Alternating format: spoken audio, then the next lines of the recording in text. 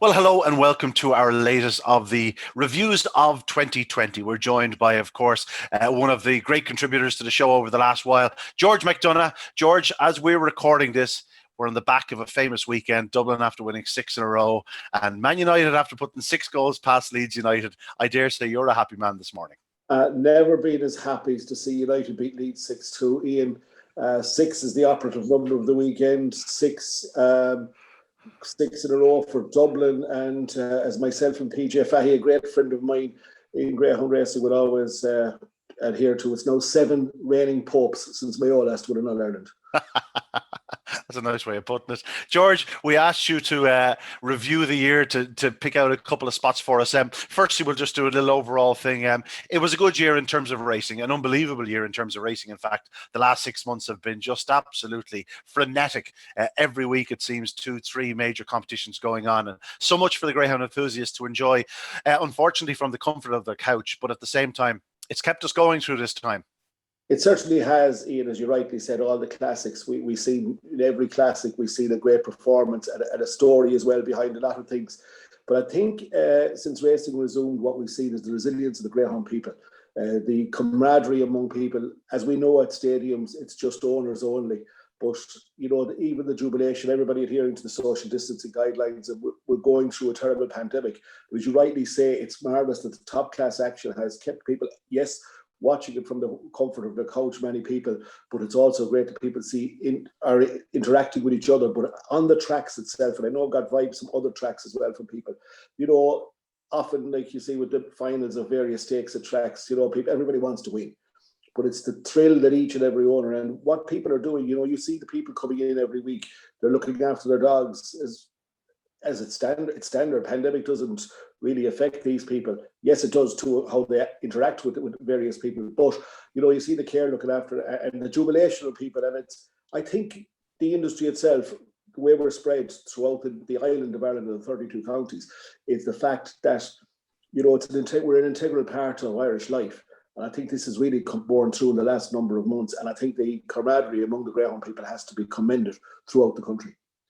Yeah, there seems to be a bit of a forward push in all directions in the industry, which hasn't always been said in the past, but we all seem to be striving for the same thing at this moment in time. We do, yes. Everybody's striving for the same thing. Everybody wants to win the Irish Greyhound Derby. And everybody has a dream of that. After that, you follow down. You follow the Laurels, the Ledger. You know, these are classics. But also people want to win the Premier Stake at their own tracks. Now, it's some of the stakes, you know, might not have taken place this year. They've taken in we'll say, reduced formats.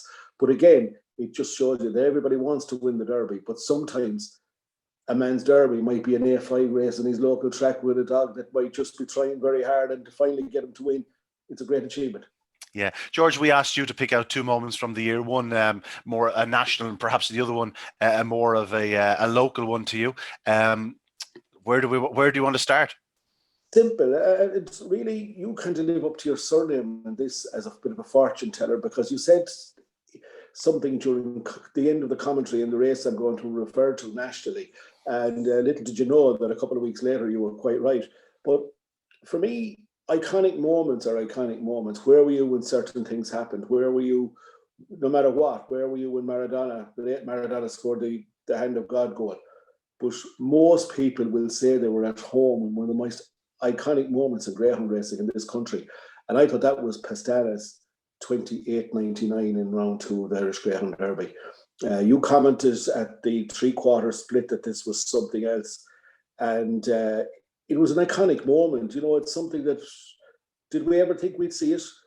Everything went right for the dog on the night. Unfortunately, we know what happened later on in the competition. But pinged the lids, and halfway down the back straight, Ewan Taylor went in pursuit. But Pestana kept the gallop all the way to the line. As I said again, you, in your own feeling, and you get a great feeling as a commentator, you knew something special was on. It stops the clock at 28.99. I thought that was, to me, the iconic moment. It's the breaking of another barrier, let's say, in racing. And in the last strides of the commentary, and I listened back to it last night again, you just mentioned that Ewan Taylor, a very eye-catching run in second place. And, it's so rare you see a race like that where first and second performed so exceptionally well. Like for New Taylor to even close them even fractionally into the opening corner, probably wasn't a dog in training capable of doing that. And that night, New Taylor put himself into the Derby picture. You were saying about Pestana. I'd like to think that in 10 years' time, when we're looking back in his career, we'll never consider his Derby final run when tragedy struck. We'll always remember that 28-99 run. It was a special run, no question about it. And I suppose the fact that it went viral through the Greyhound world in the following days was evidence of the fact that, Australia were talking about, America was talking about, the UK were mad about it. It was one of those runs that will transcend the sport for quite some time, I'd imagine. Moving on, George, what's your second choice? Second choice locally, and I suppose on Friday night last, what we thought a number of months ago came to pass, and that was the success of Dana Point in Galway. I have to tell you, George, I'd have won a 50 quid. I was gonna say Dana Point, and I said I'd leave it to you to announce it. That was one I was guessing you were going to say.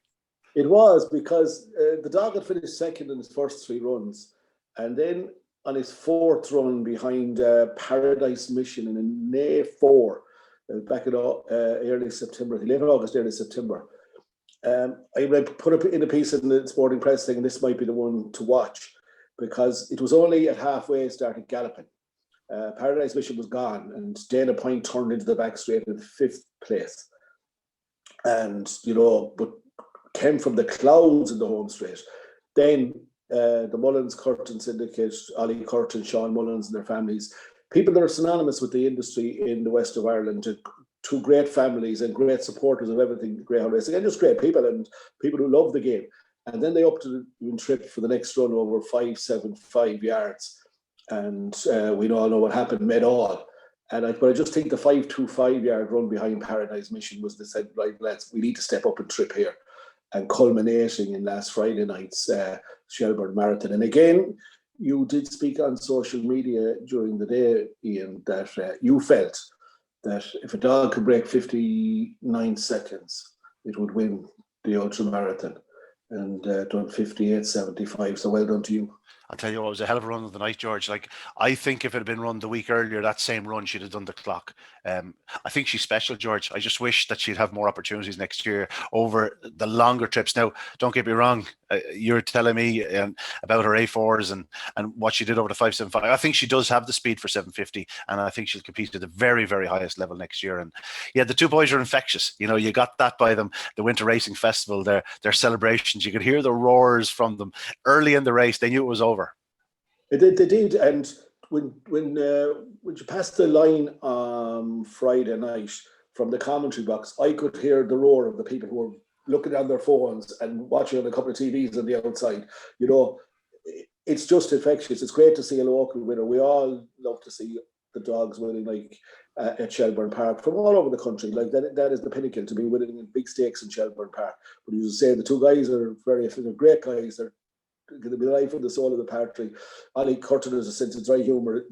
He can cut you with a comment for a bit of crack. He loves his. The both lads, Sean, they both love their sport and their families, and it's great for them. You go back to think they had Cara Gareth in a final of an Irish Greyhound Derby a number of years ago, but that's what they want. They're in it. They breed as well. So it's something special to us in the west of Ireland, and I just thought Dana Point's effort on Friday night was exceptional, and we were all cheering going down the back straight a second time, and it was a great success. Yeah, she certainly want to keep an eye on in the future. I wrote about it the following day. I said she has a perfect tempo for staying races. She doesn't burn herself out early. She has the pace to lie up with anything. She won in 20, or she posted 28.85 the other night in the first lap. Like, yeah. Track was 20 or 30 back. Like, she's doing a 28.50 or 60 run, but to keep going. And then she sort of entering the back straight, she sort of put on a spurt and just went away from them on the second lap. Just there's something about her. She's very, very special stayer indeed. And of course, it's not just her they have in the litter. They have Miss Joss to look forward to too. She's running exceptionally well. When she does find her trapping boots and she can go up a bit better than she has her last 2 weeks, she's massive runs in her, and she could certainly be a leading Oaks contender next year. You would hope that. I actually looked at her about the moment as well before Dana Point's effort on Friday night. Miss Joston on debut, it was only a 4-runner race, but it was over. The second run was a very, very good run. Bet confused Keggy, if memory serves me correctly, authoritatively, let's say. But go back to Dana Point. If you go back to that run, was second to Paradise Mission. just watch her tracking ability. Lord above, she was like something on a scooter going down the back straight, weaving in and weaving out, and then round the outside to deliver a challenge. And it's something that the lads, and look, greyhound racing is, we've all go back to years, it's great stayers. They bring out something in you, and especially over these extreme trips. And let's hope that there's, as you said, plenty of competitions, plenty of races. And you rightly say a drop back to 750 is no problem, but certainly great for the West of Ireland and great for the lads and all involved in both pitches, that they have something to look forward to for 2021, and we all hopefully will. Yeah. Well, they're carrying a lot of weight, George. They're carrying the weight of expectation from the West, the two pitches, but I've no doubt they're up to it.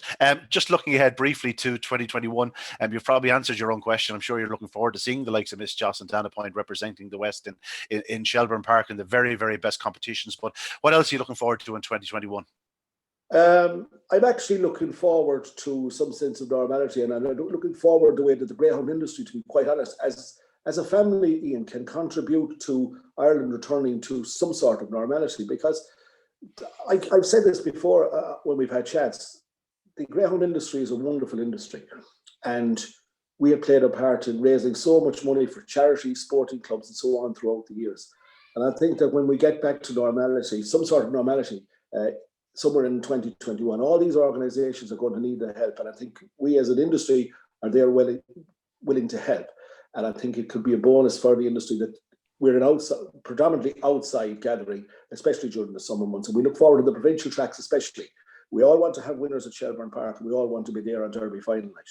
But at the end of the day, we'll see the big competitions nationally in the provincial tracks, but also to see fundraising nights return where we can, I think the likes of that, fundraising nights and nights where communities come together, be it for charity, a good cause, or sporting clubs. It proves where the greyhound industry is, and it will prove to everybody, I think, in the broader media as well, that greyhound racing is a tremendous sport, and it plays a huge part in Ireland, not just rural Ireland, in Ireland as a whole. Well, good man, George. And we'll also look forward to Man United winning a few more matches. I'm looking forward to hopefully that somebody can back into the ground and be in Old Trafford in the first week in May when we beat Liverpool and maybe put our name on the Premier League trophy. Good man, George. I'll settle for that too. Listen, have a very Merry Christmas, a Happy New Year, and we look forward to talking to you again soon. Yeah, and to you, Ian, and to everybody in the Irish Greyhound Board and in GR Ireland, and indeed throughout the sporting nation. We all hope everybody it is a curtailed Christmas. We hope that everybody has a very healthy Christmas and a happy one. Great words. Thanks very much, George.